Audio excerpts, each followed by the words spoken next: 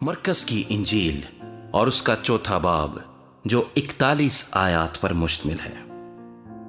वो फिर झील के किनारे तालीम देने लगा और उसके पास ऐसी बड़ी भीड़ जमा हो गई कि वो झील में एक कश्ती में जा बैठा और सारी भीड़ खुश्की पर झील के किनारे रही और वो उनको तमसीलों में बहुत सी बातें सिखाने लगा और अपनी तालीम में उनसे कहा, सुनो, देखो, एक बोने वाला बीज बोने निकला और बोते वक्त यूं हुआ कि कुछ राह के किनारे गिरा और परिंदों ने आकर उसे चुग लिया, और कुछ पथरीली जमीन पर गिरा जहां उसे बहुत मट्टी ना मिली, और गहरी मट्टी ना मिलने के सबब से जल्द उग आया, और जब सूरज निकला तो जल गया और जड़ ना होने के सबब से सूख गया।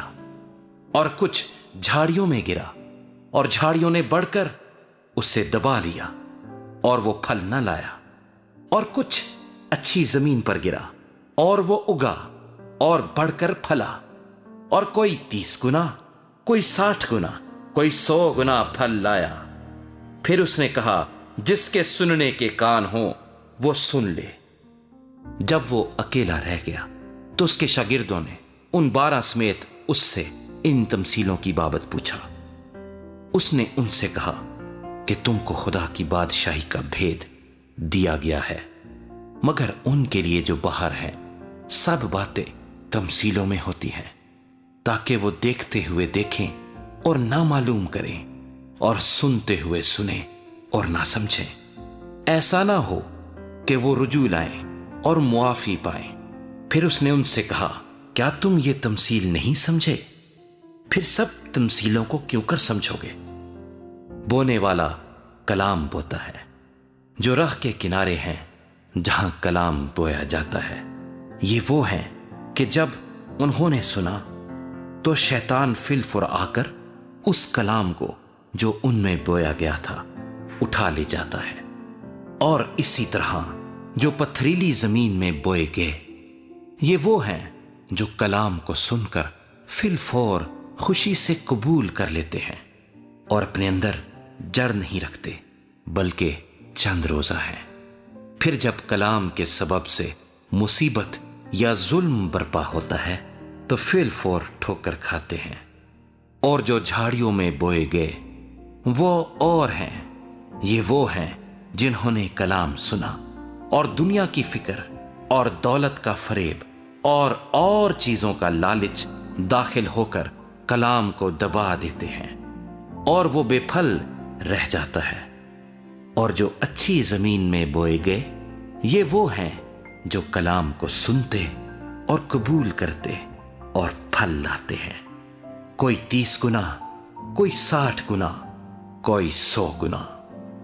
और उसने उनसे कहा, क्या चराग इसलिए लाते हैं कि पैमाना या पलंग के नीचे रखा जाए? क्या इसलिए नहीं कि चिरागदान पर रखा जाए? क्योंकि कोई चीज छिपी नहीं, मगर इसलिए कि जाहिर हो जाए, और पोशीदा नहीं हुई, मगर इसलिए कि ज़हूर में आए। अगर किसी के सुनने के कान हो तो सुन ले। फिर उसने उनसे कहा, खबरदार रहो कि क्या सुनते हो। जिस पैमाने से तुम नापते हो उसी से तुम्हारे लिए नापा जाएगा और तुमको ज्यादा दिया जाएगा, क्योंकि जिसके पास है उसे दिया जाएगा, और जिसके पास नहीं है उससे वो भी जो उसके पास है ले लिया जाएगा। और उसने कहा, खुदा की बादशाही ऐसी है जैसे कोई आदमी जमीन में बीज डाले और रात को सोए और दिन को जागे, और वो बीज इस तरह उगे और बढ़े कि वो ना जाने। जमीन आप से आप फल लाती है, पहले पत्ती, फिर बालें, फिर बालों में तैयार दाने। फिर जब अनाज पक चुका तो वो फिलफुर दरांती लगाता है, क्योंकि काटने का वक्त आ पहुंचा। फिर उसने कहा कि हम खुदा की बादशाही को किससे तशबीह दें और किस तमसील में उसे बयान करें? वो राई के दाने की मानिंद है कि जब जमीन में बोया जाता है تو زمین کے سب بیجوں سے چھوٹا ہوتا ہے، مگر جب بو دیا گیا تو اگ کر سب ترکاریوں سے بڑا ہو جاتا ہے، اور ایسی بڑی ڈالیاں نکالتا ہے کہ ہوا کے پرندے اس کے سائے میں بسیرا کر سکتے ہیں۔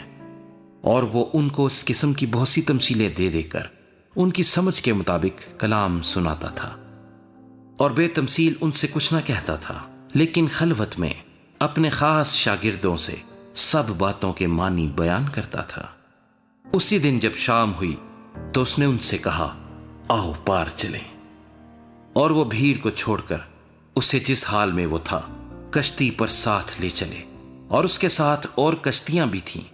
تب بڑی آندھی چلی اور لہریں کشتی پر یہاں تک آئیں کہ کشتی پانی سے بھری جاتی تھی، اور وہ خود پیچھے کی طرف گدی پر سو رہا تھا۔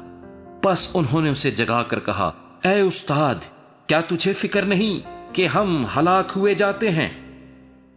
اس نے اٹھ کر ہوا کو ڈانٹا اور پانی سے کہا، ساکت ہو، تھم جا۔ بس ہوا بند ہو گئی اور بڑا امن ہو گیا۔ پھر ان سے کہا، تم کیوں ڈرتے ہو؟ اب تک ایمان نہیں رکھتے؟ اور وہ نہایت ڈر گئے اور آپس میں کہنے لگے، یہ کون ہے کہ ہوا اور پانی بھی اس کا حکم مانتے ہیں؟